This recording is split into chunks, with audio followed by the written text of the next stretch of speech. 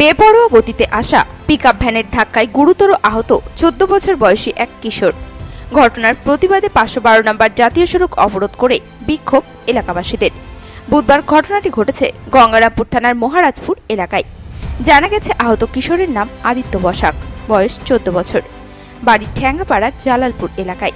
স্থানীয় সূত্রে খবর, এদিন নীলডাঙ্গা থেকে সাইকেলে চেপে মহারাজপুরের দিকে আসছিল ওই কিশোর। সেই সময় বুনিয়াদপুরের দিক থেকে দ্রুত গতিতে আসা একটি পিকআপ ভ্যান পেছন থেকে ধাক্কা মারে কিশোরের সাইকেলে, যার জেরে ঘটনাস্থলে গুরুতর আহত হয় কিশোর। বিষয়টি স্থানীয়দের নজরে আসতেই তড়িঘড়ি কিশোরকে উদ্ধার করে গঙ্গারামপুর সুপার স্পেশালিটি হাসপাতালে নিয়ে যাওয়া হয়। সেখানে অবস্থার অবনতি হলে তাকে স্থানান্তরিত করা হয় মালদা মেডিকেল কলেজ ও হাসপাতালে।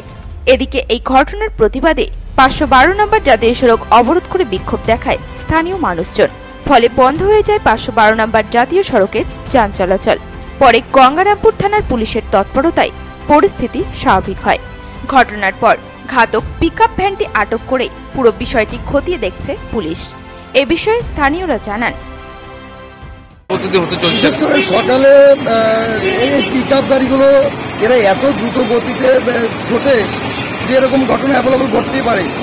বাচ্চাটা সাইকেল নিয়ে যাচ্ছে, পিছন থেকে এত জোরে মারে যে বাচ্চাটা প্রথমে উল্টে গিয়ে ছিটকে পড়ে এবং তারপরে মাথায় আমরা দৌড়ে এসে ধরি, দেখি যে মাথায় লেগেছে, পায়ে লেগেছে এবং বাচ্চাটা তখনও জ্ঞানহীন, জ্ঞান নেই। কি বলবেন এই বিষয়টা, ট্রাফিকের গাড়ি সম্বন্ধে? এই বিষয়টা আমরা বিশেষ করে ট্রাফিককে বলবো যে তারা এই যে পিকআপ গাড়ি এবং কিছু কিছু বাইক আছে যারা বেগতিকভাবে চালায়, এরকম দুর্ঘটনা ঘটার জন্য তারা দায়ী। গাড়িটা কোন দিকে আসছিল? পূর্ব থেকে পশ্চিমে যাচ্ছিল ছেলেটা। আর পিকআপ গাড়িটা? পিকআপটা পশ্চিম থেকে পূর্বে আসছিল। আচ্ছা, যে কটার দিকে ঘটনা ঘটে? মোটামুটি অনুমানিক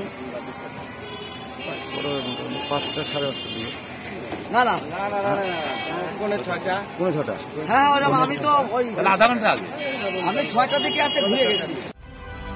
গঙ্গারামপুর থেকে বিশেষ প্রতিবেদন, নিউজ টুডে।